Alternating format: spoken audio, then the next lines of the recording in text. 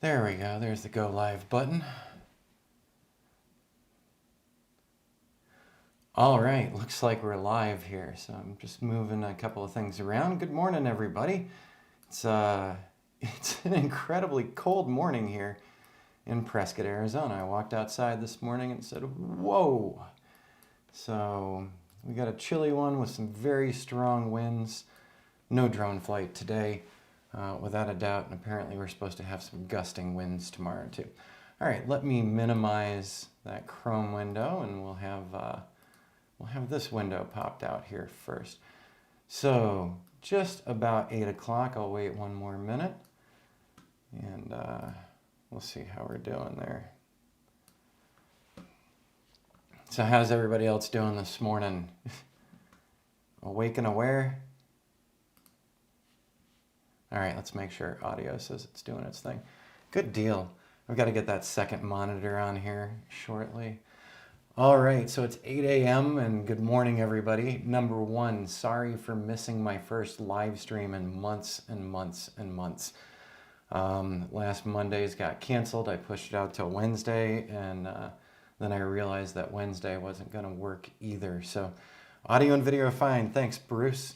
So last week, a week and a day, we actually did a patrons-only Zoom meeting, which was a lot of fun, and I actually have that all set and edited up, so I'm going to be putting that onto the Patreon channel this week. I did not do anything last week. Basically, after we had that Zoom meeting with everybody, I fell apart. Not from doing the meeting. I got extremely sick last week. So Sunday morning we were good. I was feeling a little strange while we were doing the Zoom meeting. Took the afternoon getting some other things ready, but by evening I was a wreck. So felt horrible. And Monday, basically, I slept on the couch all day. I turned something on the TV, fall asleep to it. Wake up a couple hours later, do the same thing again. So Monday, Tuesday, and Wednesday were kind of rotten days. Felt horrible and had to reschedule 2 appointments with clients. Hey, that's part of being a small business owner. Sometimes if you don't have someone else to be able to go out and do the stuff, you got to call the clients and let them know. So this morning, after we're done with this live stream, I'm going to go meet with one of those clients to get a new project going. So it is another 360 project, and you'll be seeing more of it here. And by the way, didn't introduce myself. So to the new folks on channel, my name is Rich Charpentier. I'm the channel host here. And we talk a lot about drones, drone imaging, 360 imaging, and all things that are going into my own small business. So as we grow and develop this business, I like giving people tips and techniques and ideas of what we're doing to bring in new clients and the kind of jobs that we're doing for them. So there we go. That's what this channel is all about. And normally every Monday we do a live stream at 8 a.m. Arizona time. It's not that, Ray, I thought it was a sinus thing at first. For years and years and years, I'd never had anything like that. A couple of years ago, I had a sinus infection that just knocked me down. And, I thought that's what it was at first until Jody got what I had last week too. So as I was starting to feel like a human being on Wednesday, she was not. So we don't know what we had. The weird thing, no fever, no nothing. Just horrible head pain, throat. So maybe it could have been the illness that shall not be named. We're not quite sure. But we're both back up to almost full speed. I'm still a little tired today, so it really knocked the wind out of me. So there we go. And yeah, to the new folks here, I try to answer everybody on the chat window when we can. So chat window is right up here as well. I hope it's not too annoying to you. But I'm thinking about hooking up the second monitor to the Mac Mini soon. I've got the other equipment over here. So while I was feeling terrible, one of my friends / one of the folks who follows along with this channel and has taken a couple of my classes got in touch last week. So it's one of the regulars who's usually not here on these live streams because of his location. So just a bit of time difference, let's say. And he ran into some problems. He had a job come up that might have been a little too much for him to handle.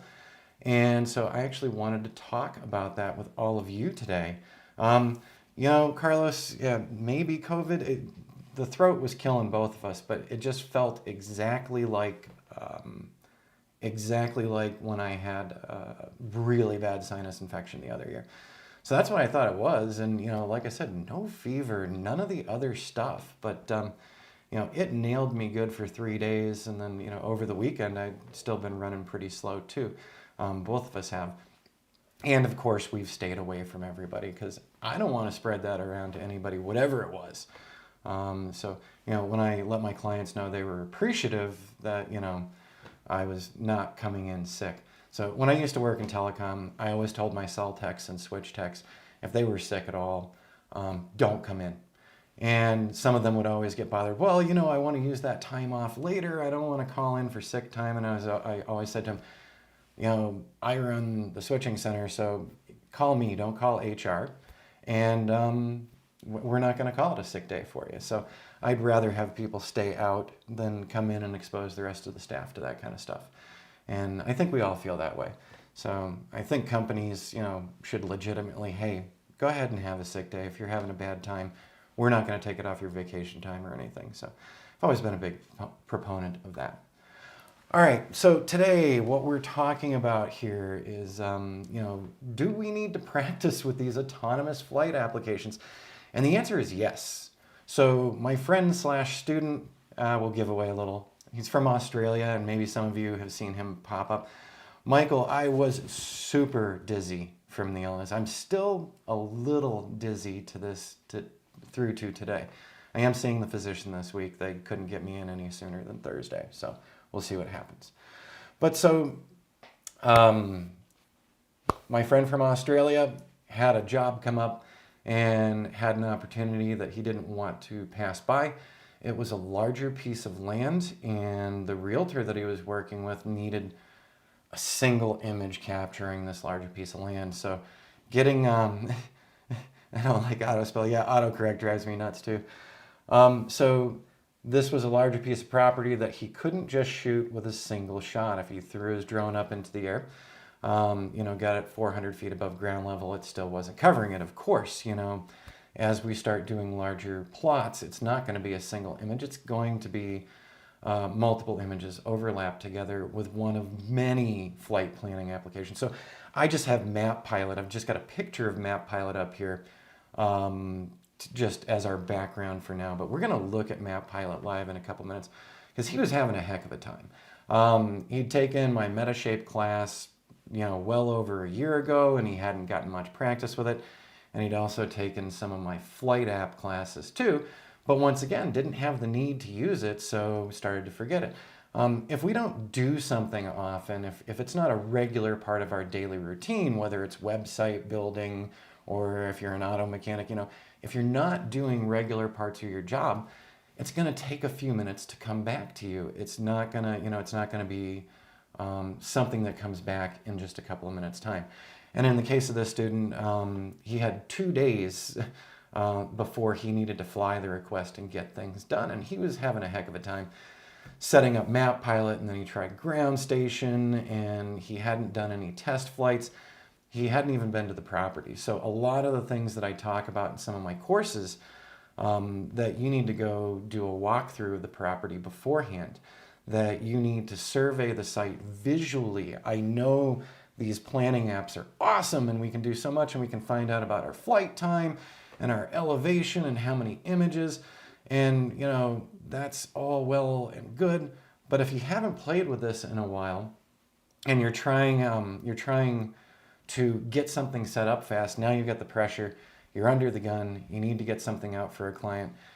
And really, you probably should have taken a pass on this one. Because there was so much going on. And while I was being sick and feeling terrible, him and I did a couple of conference calls last week just to help him get things to where they needed to be. In the end, he got the job done, but it was a lesson in my mind, and the whole conversation had actually started out earlier before that last 2 days where he absolutely needed to go do it. So I gave him a bit of an extra hand, and my throat really hurt after that extra hand. Yeah, you need to, Ray, you got to run the software. You need to check things out. I'll just plant the drone out in the front yard or something, make sure on firmware updates, check everything out, see if it's giving me any notifications, checking batteries and everything. I've got my flight checklist. And then I also go through some of Kitty Hawk's checklist information. So I have my standard practices before I'm going to a client site, and usually I'm doing setups and practices days in advance of the job. And yeah, it's costing me extra time, but in the end, when I go do the client job, I'm not, fighting with things while I'm on the location. So we've got to play with these occasionally. So his first test was on Map Pilot. I'm going to close the preview window here. What we're going to do is we're picking up the iPad, and we are going to go ahead and stream from the iPad. Screen mirroring, there we go, Mac Mini. So just hang on with me for a moment, and the Mac Mini will be displaying the iPad Mini in just a moment. There we go. So, all right, this is the iPad Live, and I have a lot of different flight applications on here. So I'm just moving this around to make it easier for everybody. So I have my whole little stable of drone tools. So usually the iPad Mini is with me. Now I also bring the Android with me for Drone Harmony, which is another flight app that I use. And I've done some tutorials on their behalf as well. So just letting you guys know, they're not a paid sponsor of any of these things, but when they need new tutorials and other explanation videos, I do some of those for them. And I'll be doing some new ones here this spring with Drone Harmony as well. But as a lot of people know, part of my regular stable of items is the Ground Station Pro, Litchi, Map Pilot. These are some of my big ones. Technology is awesome, Ray. So my friend in Australia had a major problem, was having some issues. He did go do a test flight, right at the end, and some bad things happened. And he wasn't quite sure on it, wasn't quite clear on it, and was trying to jump through parts of my class to figure out what he was doing wrong. So on the left-hand corner, create a new mission. I'm going to tap this, and let's see. This is what I really like right here, because how many people actually read these things? So, when we were talking, I said to him, you really have to think about this, because we're asking our controllers and our smartphones and our drones to do a lot when we're doing these autonomous flights. A lot of people will pick on autonomous flights. I've seen people, well, you better be good on the sticks. Well, if I'm mapping a giant area, I am not using the control sticks. We're going to be using an autonomous flight app. We're going to be using it so that I can replicate the same flights over and over again in the case of where we're doing time-lapse stuff, period.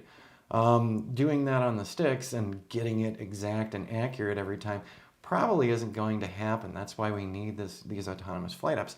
But we also have to know they've got their own limitations, so there is an increased risk of aircraft loss. So that should be in the back of your mind when you're getting everything set up, is that, am I going through the process properly? And have I set everything up?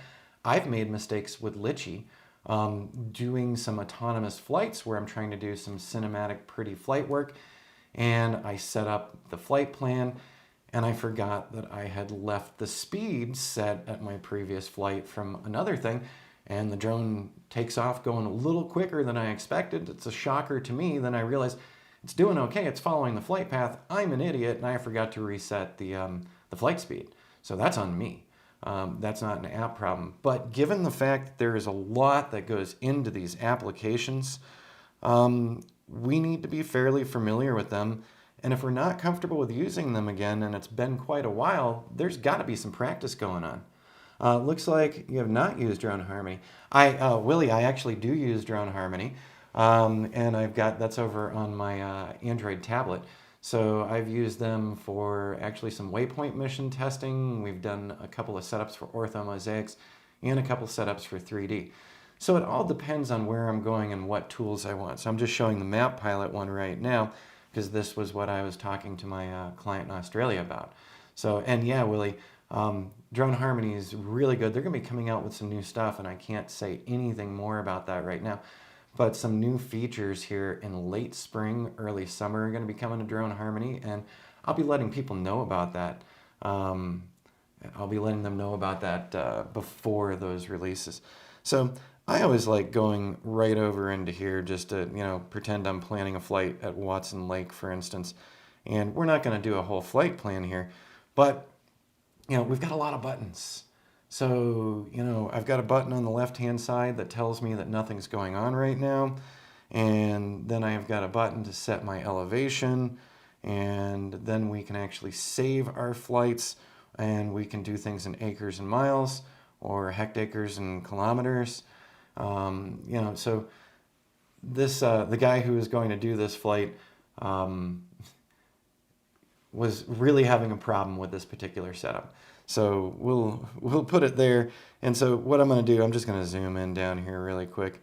And I'm just taking a look at the map. All right, so I would usually fly from about here. Whoops, I didn't mean to do that one. I'm just doing a double tap. See, I'm even out of practice.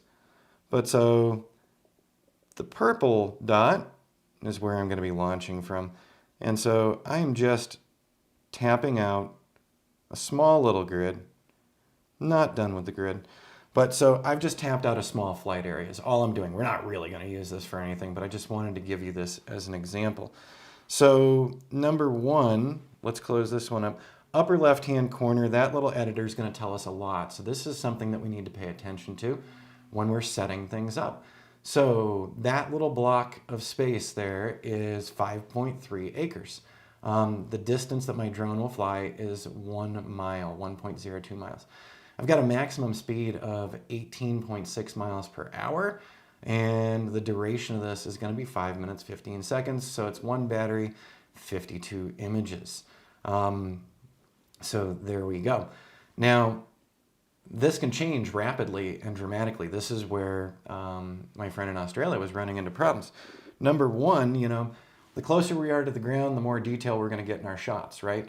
So he was even forgetting the fact that if we change the altitude, so let's go ahead and change the altitude, and let's say we only want this 200 feet above ground level, and because we want to get closer to the ground because maybe we're trying to do something detailed in here. Look at what changed. So 5.3 acres is still the same, but now it's 1.5 miles instead of 1 mile of flight. Maximum flight speed now is 9.4 miles per hour. The flight speed is getting created by Map Pilot. So there we go. And we can alter it. Map Pilot will also alter your flight speed once it gets up in the air. If it sees that it's darker or brighter, it will tell you, hey, I'm altering your flight speed to get better images. Because if it's going too fast, you can have a lot of image blur. If you have a lot of image blur, you just ruined a model and you ruined your flight time. But so now we've got a duration of 10 minutes now. We went from 50-something images to 158. So things have changed massively. So it had been so long since the student had done any of these setups, he couldn't even remember what was impacting his flight speed. So your elevation is impacting your flight speed. So there's a big one. Your maximum flight speed that you put in is affecting your flight speed. Closer to the ground means more images. Further away from the ground means less images and less detail. So all of these things, this is what we need to practice on. Video and audio is buffering, maybe on my end. Okay, Michael, thanks for that. Let me take a look really quick at OBS and see if... Okay, OBS is not complaining. It's saying that it's happy, but let's go double check Chrome really quick. See if it's complaining. Okay, it says it's a good connection right now. Sorry about that, Michael. Hopefully it'll stop with that for you soon. So in addition to just changing the elevation changes the amount of images, actually let's bring it down to, let's say, 100 feet above ground level. So now we're taking 545 images. We're going to need 2 batteries at minimum, 32 minutes, 54 seconds. And once again, Map Pilot has the potential of changing my flight speed when it gets up in the air. It's going to notify me of that. It also has maximum flight speed now of 4.9 miles. So in talking with this student, he was this was a multi-acre property, but he was coming away with like 590 something images. And I said, for what you're doing, this isn't necessary. You can fly at a higher elevation, save yourself some flight time, save yourself some battery time. And, so coaching him through it was a little bit of work. And the big thing was no practice. He was completely out of practice. In addition to altering our elevation and that impacting our flight speed, another thing that will impact our flight speed is overlap. Telling the camera to overlap more and more and more is going to absolutely impact that flight speed. So if we take this down, so let's go ahead, 60. So I'm doing less overlap because I know the location. So look at that. Now that we changed it to 60 and 60, now it's reduced the number of images, it's changed the maximum flight speed, it's changed the duration. So there are several factors: overlap, proximity to the ground, what you set as your flight speed, because you can also manually go in here and say, you know what, I want my maximum flight speed because I don't want motion blur, and the faster we're flying, the more potential there is for motion blur. If I'm really wanting a super clean model and I don't want the possibilities of motion blur, then let's go ahead and we can ratchet back that maximum flight speed. So let's go to 4.5 miles an hour. Let's really slow things down. Changing that is now going to change 21 minutes of flight time. So it's anticipating potentially 2 batteries. All of these things come into play. So for you, what I'm suggesting is if you are interested in 2D and 3D mapping and modeling, that you should regularly do some test flights and experiment. So it cannot hurt to get out and go fly our drones, right? And have a little fun. So I still think even doing autonomous flight is still a lot of fun because I like seeing those end results. So there's Map Pilot. That was the one that he and I had gone through. I'm just going to close out of that one and let's hop back over here again. And we're going to take a look at Ground Station Pro really quickly too. And actually before I do that, so in answer, let's see the air server window. In answer to the person who was asking about Drone Harmony before, since I don't have it connected up right now to the Mac Mini, this is one screen capture from Drone Harmony. So this is where we're in their 3D visualization area, and you can see I was actually doing a terrain map here. So these are going up and down. So for those of you with Androids, Drone Harmony actually does have a lot of powerful features. And I was also doing some testing just in the same area where I was just demonstrating to you. So I had actually made a couple of test missions with Drone Harmony as well. But I don't have a great way of streaming it in here yet. So if anyone has great suggestions on Android streaming to a Mac Mini, which then streams onto YouTube, let me know. Leave a note down in the comments because I would like to be able to demo these more for you guys as well. So normally when I do the Drone Harmony stuff, it's a recording that's not live streamed, and then I cobble the whole video together. So let's close that one, and let's see here. Let's make sure I haven't missed anybody. Okay, good. So drone stopping to take the image can also affect, yes. So in Ray, one of the things in Ground Station Pro, which we're looking at, one of their options is stop and take a picture, stop and take a picture. When you do that, you're slowing things down even more. But if you want to talk about avoiding motion blur, there's the way to do it. So when I get into Ground Station Pro here, oh look, I already mapped this out to share with you guys, so it's very close to the one we were just looking at on Map Pilot. Now, in the case of this one, we've got a bunch of missions on the left-hand side. Some are active, some are retired at this point. And I made this new mission just for this talk today. So I'm going to go into the edit window. And so utilizing this one is different and similar than using Map Pilot or Drone Harmony or any of the other ones out there. We have a flight speed, we have an elevation, we have ways to tell the application how many photos to take, how often to take them. So as you can see, and what you were saying, Ray, is actually right here on this one. I'm using the camera of the Mavic Pro. I'm shooting at course aligned. And in this case, this one, I decided, hey, let's do an example with hover and capture at a point. So there's your thing right there, Ray, is hover and capture. So I have multiple options on how I'm going to go with this. So once again, in our basics tab, camera model, our shooting angles. So I want it course aligned with where the drone's going. capture mode in this case is hover and point. The flight course, I've got it set to the scan mode. Right now it says speed of 20 miles an hour, but what it's going to be doing is trying to get to 20 miles an hour between these two waypoints. It really doesn't get there because it stops, it takes its photo, it moves to the next one, stops, takes its photo. So that will impact your flight time heavily and probably turn a 1 battery mission into a 2 battery mission. Also, we have our height here. So right now, if I swipe, right now with the setup, it's telling me this is going to be a 5 minute and 37 second flight with 73 photos taken, okay? And so approximately 1 battery. Now, if I go down here and I change my height, let's go ahead and slide that height back. And let's say we only want to fly it at 100 feet above ground level because we want a lot of detail. Look at how many additional flight paths have been put here. Why not fly full-length legs? I'm not quite sure. What are you meaning with that, Corey? So Corey just asked the question, why not fly full-length legs? So I'll wait for Corey to say what he's got next. But anyway, so when I drop this down to 100 feet above ground level, let's go take a look. So we said 73 photos before, right? Now we're saying 301 photos. This has become a lot bigger and has the potential to cause us to need a second battery now.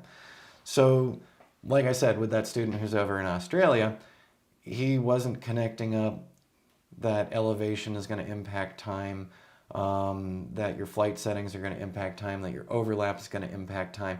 So relearning this with only a couple of days before you've got to deliver to a client is not the best thing. So in the end, the whole point of today's live stream is go out there and practice often. And there you go. So let me go over to the advanced because maybe, is this what you're talking about, Corey? Because I'm just changing the course angle because we can change the course angle. So now I've got it more like that. It's still going to have about the same number of 40 photos. Say 150 and 330 flight course. So yeah, so course angle, if I've got the course angle set here, there we go. And it's a little sensitive on the sliders. So there we go, we've got the course angle of the 151, and then when it turns itself around, that will be the 330. So there we go. On this particular flight, what's going to happen is it's going to fly, it's launching, oh, you can't see me pointing here. It's launching from the green dot. So first it's going to be flying toward the southeast, then it's going to turn itself around and fly to the northwest, turn itself around, fly to the southeast again. So I think that's answering you, Corey, on that one. So you can rotate it any way you want to. But one of my thoughts with these particular formations, so when I lay this one out, so this is just a specific location, you might be able to make out the rocks in the canyons. So the canyons are kind of going from the northwest to the southeast. So when I lay this one out, if I want to get the faces of those rock formations, that's why I've actually got them going this direction, because I want them getting those deep canyons and things. So while it's flying above the canyons, maybe it doesn't get as much of that information. And what I could do is set up a second flight. So I could do one flight that's north and south and one flight that's east and west, combine those two things together, and that's going to give me an even better model down the road. So there we go. Alrighty. So in the end, on a regular basis, I would say that you should be flying at least 2 autonomous flights a month, practicing with your different software setups. And as you can see also on here, let's go ahead. I'm not going to save this mission. Oh, actually, I do want to keep this one around for a minute because I want your input. So we're switching gears for a moment. Suddenly last week, since I was down with the flu or whatever it was, I started getting a bunch of inquiries. Will help with, oh, absolutely, you could deal with the winds as well, absolutely. But so last week, while I'm down and bedridden and having a terrible time, I got 3 different inquiries on raw land sites. Go figure, seems like it's the season. So 3 separate clients getting in touch last week and 1 getting in touch just yesterday. And so yesterday's I'll be responding to later today after my meeting downtown. I'll be getting back in touch with him. So he's got a location for me. And so I'm pulling this up because I looked this up yesterday on GroundStation Pro. Why did I use GroundStation Pro to look something up? Because in GroundStation Pro, I can put GPS coordinates in. So I'm not favoring GS Pro over other items, but when I'm first looking something up, especially a raw land site where someone gives me my lat and long, I grab GroundStation Pro first because it's going to help me find the darn place. And so once again, like last year, we're being asked to do some more raw land sites in Coconino County. And for this particular project, we've got our little S icon right there. That S icon is the actual GPS coordinates that the potential client gave me. So I'm hitting the edit button, and so I'm just going to tap that coordinate, and over here on the right hand side, latitude and longitude 35.6500 something, -112. You get it. There's the latitude and longitude right there. So this clued me in very quickly as to where this location was going to be. And let's go ahead and zoom out of this because I just want to share this with you. So the potential customer had some questions for me, including a price that they would like to pay for these flights. They're interested in 4 to 6 images per parcel, or per lot, I should say. So they're looking for multiple stills, and they're also looking for 360s from these. In total, they have 23 1-acre divided areas. So, number 1, let's zoom out some more, because this is fun. Let's keep zooming way out, because you don't know where we are, do you? Let me change this really quick, and we'll continue zooming out. And now you might have clues to where we are. Upper north area is the Grand Canyon. So this is about 45 minutes to the south of Grand Canyon, maybe 25 to 30 minutes north of Williams. This particular job would have us driving over 2 hours up and 2 hours back, so well over 4 hours of drive time, flying 23 1-acre parcels, getting 4 to 6 images per 1-acre parcel. So we want to make sure that we block all these out. So I'm going to have to sit down with the county parcel, the tax parcel program, and block all of these flights out, and then block all these flights out on MapPilot or Drone Harmony or GroundStation Pro or Pix4D, whatever it is that I'm choosing. But so we've already got 4-hour round trip drive time, let's call it 4.5 hours, 23 1-acre lots. And the inquiry that I got, the person was suggesting $50 per 1-acre lot. So I'd love to get your input on this, because I think that that is way too low. We'd probably end up making 2 trips up there. So then it'd be 8 hours of drive time with 2 people, because we've got Jody who's doing the visual observer stuff, and then we've got me for the flights and the driving. So I think that that's a little too low, so I'm going to be getting in touch with them today, asking them a little more about it, because also, so this area, the drive up to the Grand Canyon, is pretty desolate. There's not a lot of stuff going on along the way. And this is in the area where we did some other flights last year for another client. These dirt roads are pretty hardcore off-roading in some cases. Now, months ago, I had my exhaust die and come off of the Nissan Titan, and so I had to have a new exhaust system put in for a couple $1,000s. And pull pics from video, wouldn't it be easier? Potentially. So it depends on, how fast you're going with that. But if we need to do each blocked out one, if we actually want to fly the boundaries of each of these, there's going to be a lot more upfront time on my part laying out this blocked grid, this blocked grid, this blocked grid. That's going to be a lot. So I will be asking the question of that potential client today.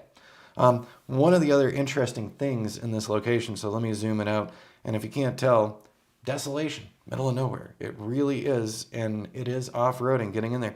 But let's zoom in on this. So this particular GPS coordinate he gave me was nearly the center of all these properties. So one of the things, I'm just scrolling over here, I don't know which direction or where we're going to be flying this around. This is a very isolated area. I'm not going to have cell coverage out there. So now we also think, accidents that could happen, concerns that could come up being out there. $50 is way too low. Don't see that covering the fuel. That's exactly it, Ray. So one of the things would be we'd have to factor in drive time, I think at 57 cents a mile. So there's that. But there's also, those 23 parcels are still going to take time. Even though they're 1 acre and that's really tiny, if I'm blocking all those things out, I promise you I'm going to be spending over an hour here blocking these things out. Probably more over 2 hours. And then we need to get up there and get a look at the area. And one of our concerns that we were joking about, because there are a lot of hunting camps up there, there are a lot of remote camps up there. Arizona has a lot of open land. I am big into ghost town photography. And I have been into locations, that are falling apart, middle of nowhere, no cell coverage. And then you might stumble across somebody squatting in one of these locations, or a meth lab. I'm not kidding, because I walked away from one, and I was out solo doing just standard photography. But in looking at this location, here's our little blue dot. We are located very closely to a relatively large encampment here, or homesteading site, I'm not quite sure. Right in here, we clearly have a couple of single wides. Now, I don't know how old this Google Earth map is either, so this could be way out of date. Maybe all this stuff's been cleared out of here. Maybe this is the land that the potential client wants me to fly. I'm not sure. But I do know that this would be a wonderfully out-of-the-way place where I can't call for any kind of assistance to have a drone shot down. So I have some questions for this person before we would be taking that flight on, and we would be charging a lot more. So Ray, in my head, normally, for one spot, I've got 125 in my mind, and 23 plots at $50 each, that comes out to $1,100. That's going to be 4.5 hours of drive time, hours up here, maybe some battery recharges. But so I've got a couple of questions for this gentleman. Now, other raw land sites that we've done have been through land flippers who have never seen these locations at all, and they send us out, and we're kind of the guinea pigs for what kind of location it is that we landed. So I am a little extra cautious. Maybe I'm sounding a little paranoid, but look at all the junk and garbage around here. I'm just concerned, if this is not part of the parcels he has, and this is somebody else's private holdings, maybe hunting camp for the winter or whatever, maybe they don't like drones, and I'm in a place where I can't even make a call for help. Of course, I do have my ham radio with me, and I can make a call for help that way. But I know a lot of my folks who are on this channel, most likely you do not have your ticket, your ham radio license. Sorry, ham radio operators refer to them as their ticket. But I go out into a lot of remote places. I've done that since I moved to Arizona. Like I said, I love photographing ghost towns. I love photographing the open desert. But there are some additional hazards that come along with it, and those hazards are real. So you don't want to walk into somebody's lab, period. Also, when I was pulling this one out, we just have to take a look at this. Does anybody else think this looks like a wash? Because this looks like a wash to me. And, one of those structures is in the wash. Let's zoom that out a little more. That is very much looking like a wash to me. So that particular area might have some additional washouts. There might be some major issues coming in on the roads. One of the last raw land sites that we did in Coconino County last year placed us in a very strange area. We had to go in four-wheel drive. We had a lot of rocks and boulders in our path. So for your typical drone pilot, who isn't us, if you don't have a big four-wheel drive truck, these types of locations might not work out very well for you. And as you can see, so where the blue dot is to where the other two-lane highway that goes to the Grand Canyon, that's some distance in there. So we'd be going in sight unseen, trying to figure out, number one, easiest access, On another one of the locations that we did, we could not get in the way Google Maps had suggested, so we had to find a workaround. And then the final thing, when somebody mentioned winds, who are you gonna call? Yeah. The final thing, when somebody mentioned winds, when we pull up our weather applications and everything, and when you're looking at Williams, Arizona, while you're down in Prescott, Arizona, looking for the next 5 days, I got to tell you, let's zoom out here. So this is an uncontrolled airstrip here, so no restrictions there. But heading over this way, so we're just to the north of us is the Grand Canyon, to the south of us is Williams. But out here, there's a whole new wind farm. So, you know, the big power generating windmills. And you can see them off in the distance. So from this Route 64, if you were looking west, you will see these giant towering wind farms. Let me ask you something. What do you think? Is it a windy area that you build giant wind farms in? Yeah, it's a windy area. So even when we look at our applications for the weather, I can tell you that the wind up in this very flat, high plains kind of thing, you know, high plains drifter, it's always windy up there, even if the weather application says, oh no, it's only 10 miles an hour a day. When you get there and it's 26 miles an hour after a 2-hour drive up, what are you going to do? So you still want to do the job, and you don't want to have to come back. So that is one of the other challenges. So we're facing several challenges. Number one, that price point is way too low. Number two, kind of in an isolated and potentially spooky area with either a hunting camp or an abandoned camp or a lot of abandoned vehicles.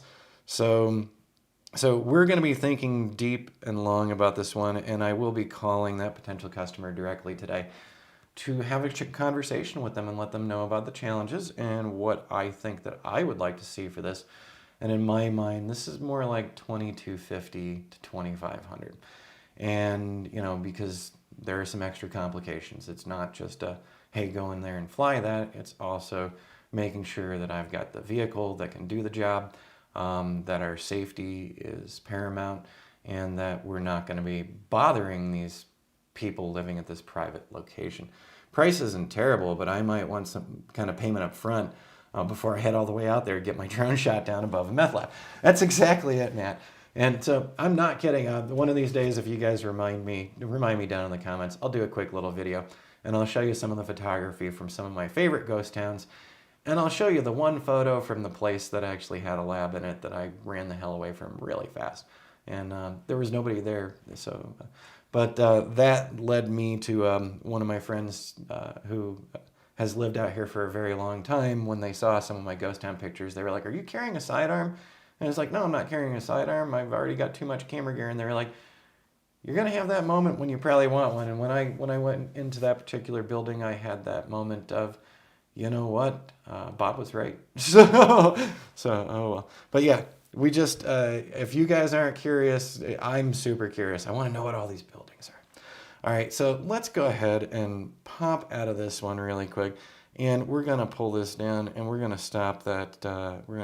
Screen mirroring, and so for some of my next upcoming flights, we are going to be doing more. I'm looking all around. The Android's not right here, but in answer to the earlier question from Willie, we do have Drone Harmony, and for some of our upcoming flights, I'm actually going to be using Drone Harmony for a couple of those. Working more with their waypoint missions, so they also offer waypoint missions similar to Ground Station Pro and to Litchi, and you can set up a lot of functionality in those. So we're going to be doing some training videos with that, and also some flights for my own clients, because I've got a couple ideas. One of the client contacts from last week has some dramatic changes in the topography of their land. So we're going to be using Drone Harmony for that, because we're going to create our own digital elevation model. We're then going to overlay that digital elevation model to get a little more accuracy on their final flight paths with Drone Harmony. So we'll be seeing that one coming up as well. And let me see, so 8:43. And if you guys remind me, I'll definitely pop some of those photos up for you. Now, let's just do a double check over here. So the reason why I had, taken images of just a couple of the interfaces, I'm just grabbing the DH grid now, and I had a reason behind this when I was talking to my friend in Australia, and that was just to show some major differences. So there we are again with Map Pilot. We've got some of our information on the left. We've got some of our information on the top bar. We've got some of the things that affect our flight time and speed here. I'm going to close that one down now. And then the next one we've been looking for a while now at Ground Station Pro. And then their menus are on the right side. So the point that I'm making here is it takes a minute just to remember how each one of these works anyways, especially if we're not flying every day. But if we're gonna offer this as a service to clients, I would sincerely hope that you're out there practicing. It'd be great if you could get in once a week. And also, that means that you're building models for your own gallery for showcasing what it is you do. And so then when we take a look at Drone Harmony, once again, it's just a totally different look to the interface. And as I've said before as well, in my classes and in some of my other YouTube videos, I sometimes switch between each of them because one is good at one thing and one is good at another thing. Ground Station Pro was a great example because I could plug in the GPS coordinates given to me by the potential customer and find exactly where that stuff is, where the location is. I can't do that with some of these other applications. So if I need to find this remote location in the middle of nowhere that doesn't have a real street address, Ground Station Pro comes out. If I'm doing a smaller location where I feel like I want a higher level of detail, usually I'm using Map Pilot. Now I'm starting to use Drone Harmony with it as well. So it all depends on what you're needing to do, but I can promise you this when you're getting into modeling. You are going to have more than one modeling application on your smartphone or on your tablet. And you might even have an Android and an iOS device and bring them both along with you to cover your bases when you're doing these locations. So that practicing is really important up front, and then being familiar with more than one application that can help you. Do these programs stitch the photos? If not, how does the stitching get done? None of these stitch the photos. So after all this stuff is done, the next step is using something like Pix4D to assemble it, or let me see, Metashape, or now I'm losing track of some of the names here. There's just too many of them. In my case, I'm a heavy Metashape user at this point. Pix4D is also fantastic. So, it's going to be up to you. AutoCAD has their own modeling software as well. Recap, there we go. I couldn't remember the name of Recap. So there are multiple assemblers out there for your 2 and 3D models. Like I said, in my case, I'm actually a Metashape user. That's what I use. I really like their licensing on their Pro Edition. And at present, I can't afford the yearly licensing with Pix4D. So that's why I use Metashape. And Drone Deploy. Thank you, Matt. And Maps Made Easy, who are the people who make Map Pilot. They also have an online cloud-based processing solution as well. So if you just want to do job by job, Maps Made Easy is probably a great place to look. If you're doing a lot more jobs, you're going to start looking into licensing for some of these more expensive applications. These applications are always going to be expensive, supply and demand. There's not a lot of demand, so the price is going to be higher because they're building this software for a very niche audience. And so the reason why I had pulled this up, let's just go over here just so you can see this, Bruce. AZ, so here we go. I'm over in my Teachable. And by the way, I did launch another new Teachable class over the weekend. A lot of stuff that I'd had to edit finally got done. So just scrolling down to that, I finally assembled our Building a Large 360 Virtual Tour utilizing the TIS Gallery. So that one is up and active now, but that's not the one we wanted to talk about. So the one we wanted to talk about is the drone modeling with Metashape. So I decided not to have Metashape permanently on my Mac Mini M1. This is the editing system. So the Metashape is over on the iMac. So by the way, Bruce, on the YouTube channel, I do have a couple of demos with Metashape, with Maps Made Easy and with Pix4D. So if you just go to my YouTube channel, Rich Charpentier, do a search on Metashape or Pix4D or Maps Made Easy, you're going to find those, so it'll give you an idea. But so I do have the drone modeling with Metashape one, and so this is where I assemble all the stuff. So when I go out in the field and I capture all the stuff, I come back, I offload everything, I throw it into Metashape, and then I start the modeling process on Metashape, which takes a while because my iMac's a little slower, but Metashape always gets it done for me. So in that class, I'm not doing a big plug or anything today, I'm just trying to answer his question, but you can actually watch the first two things on the free preview here. And so giving into impatience, I show you a very fast model build and how that model comes together. So that one is in there. And so if you just go over to az-drone.teachable.com, and you're going to be looking for Introduction to 2D and 3D. So you can see that preview, and that's going to give you a better idea of what's going on. So, hey, I even worked in a little mention of the courses here. So I try not to plug them all the time. You guys know they're there, and you know what has value to you and what you need and what you don't need. So there we go. For which automated missions do you use Litchi? Okay, Michael. So Litchi I use for time-lapse videos. So Litchi does a really great job if we want smooth corners and smooth turns around buildings. So if I'm doing a construction site and we're starting in at that construction site's brand new, I'll set up a video flight path and I'll have the camera rotating as it's flying around it. Then I'll also set up similar flight paths for still photos with it. So Litchi is my go-to. When someone says to me, hey Rich, I want you to do a drone construction, time-lapse video for us over the course of a year, it's always been Litchi. One of my new tests that I'm going to be doing with a smaller client site is utilizing Drone Harmony, because I want to be able to put them next to each other, because Drone Harmony also offers the autonomous flights and the waypoint missions as well. So we're going to play with that one, and that one might take the place of Litchi. So we'll see. And so for Litchi, also those stills. So when I get to a client location, if we're doing stills and we're doing video and it's for time lapse and I want it to be exact every single time, today it's Litchi for me. This summer, we might see that change, because I do want to minimize the amount of apps that I'm having to switch between. When I'm doing small 2D and 3D areas, usually I like using Map Pilot again, but once again, we're going to be doing some additional testing with Drone Harmony's facades, because not only can you do top-down flight plans with them, you can do facades as well. And so let me pull that one up. And you can actually view it beforehand. So this is just a still image, but I can actually rotate this around in the application. And let's say that this was a building instead.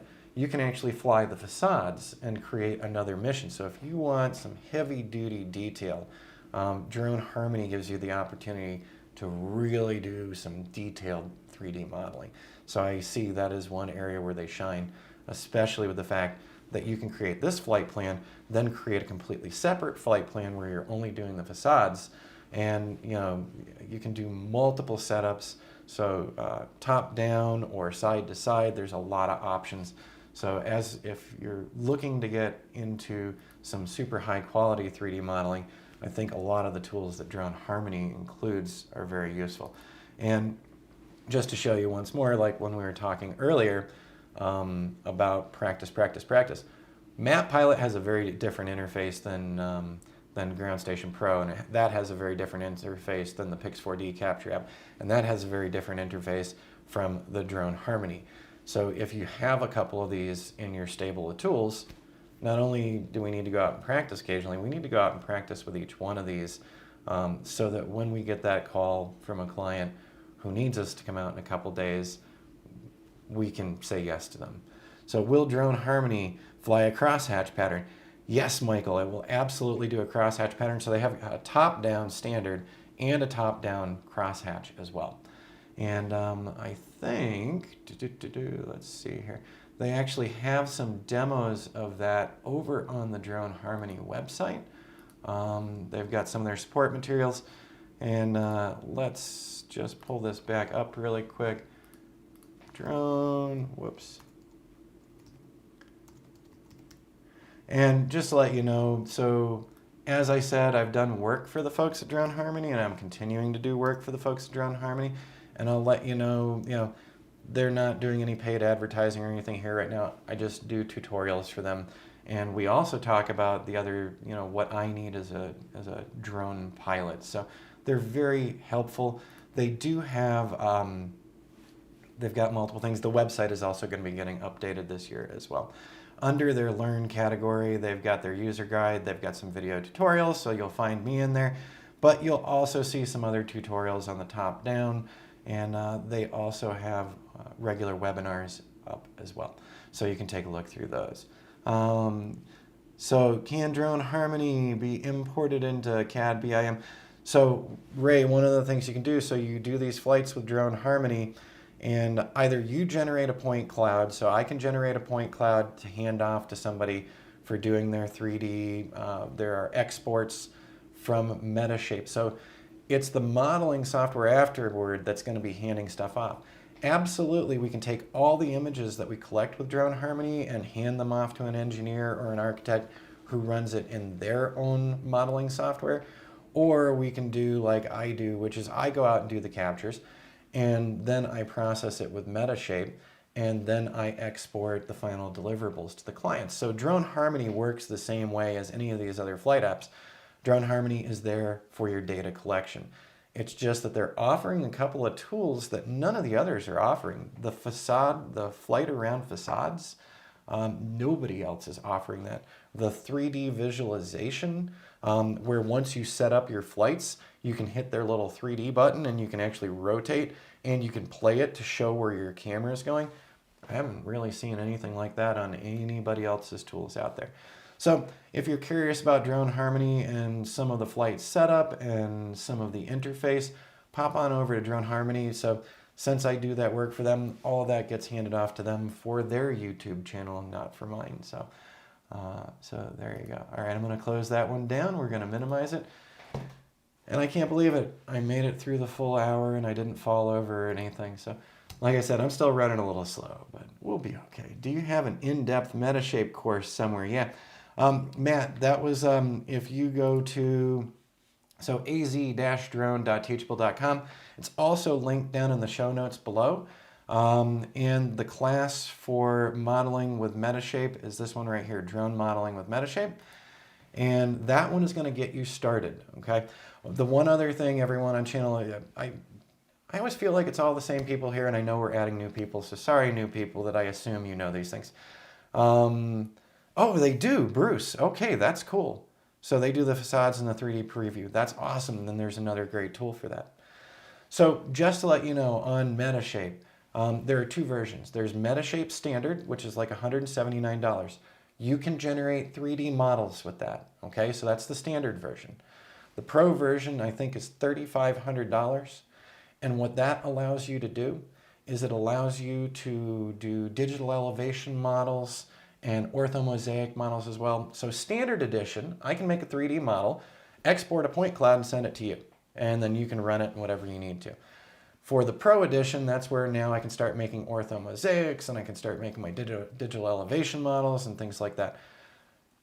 Metashape, the company's name is Agisoft, who makes Metashape. They give you a free trial of Metashape for 30 days, for a month. And welcome aboard. Thanks for the new here. Sorry, I was assuming that everyone, is some of the regulars. I forget we're adding more people. So if I talk about something like everyone else knows about it, go ahead and stop me and let me know. But so anyways, Matt, you can do a 30-day free trial of Metashape Standard, and you can do a 30-day free trial of Metashape Pro. I don't work for them. I paid for my license, so I'm not plugging them just because. They ended up being my solution for the work that I'm doing. And what I'm doing right now for my clients, they fit the bill. Down the road, there might be other client projects where I do need to move into something like a Pix 4D. But right now, today, Metashape has been fantastic for me, and it's generated results that my clients have been extremely happy with. You can also export your point clouds from there and put them up on Sketchfab to share with the rest of the world. So, and you can do a free Sketchfab account, or you can do a paid for one. So if you guys would like a longer talk down the road about Sketchfab or Metashape or any of these others, just let me know.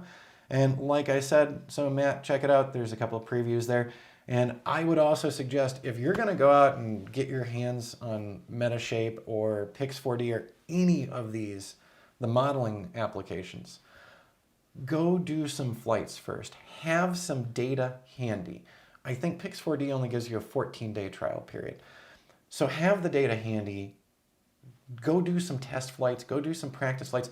Have all this data on hand, and then start testing Metashape, and then start testing Pix4D. And I say that because you want to get the most out of your trial period. So to get the most out of the trial period, have some data on hand so that you can jump right into it, see how these things are rendering your models, see how easy or hard they are to work with, and go from there. The Metashape is a pretty long Metashape class. So let me go. Let me see. So what do we have in here? Yeah, this is definitely a longer one in here. Also, before you run out and grab that one, watch the previews. But also for all of my YouTube channel members, all of the standalone classes are over at Teachable. You have a coupon for 40% off, so it's 40, and then the word percent, all in caps, so 40%. And if you go over to AZ Drone, if you can't remember that long Teachable address, I totally understand. My primary website is azdrone.net, and right there we've got the drone classes that will link back into the Teachable. And if you click there, you're going to have your 40% coupon. So there you go. Wow. All right. Yeah, Matt, do the trial with Metashape. I would say start with Metashape Standard. Just make 3D models and have fun. Get the full use out of it. Then go ahead and try the Metashape Pro for its free 30 days. Check out orthomosaics and digital elevation modeling. The really great thing, the differences between Metashape and Metashape Pro, it is the same program, it's the same application, so it's going to look the same to you. The only big difference is Metashape Standard isn't going to offer you the ortho stuff, and when you upgrade to Metashape Pro, they're going to offer you the ortho stuff, and when you go into the workflow menu, you're going to go, oh, hey, all those things were grayed out before, so there's what I'm getting different. So awesome. All right, everyone, I've got to get wrapped up here because, like I said, now I'm playing catch up this week with all the people who I canceled with last week for being sick. I appreciate the emails and the comments on channel and everything, the get wells. I really appreciate that a lot. I was surprised to start getting some private emails last week just checking on me.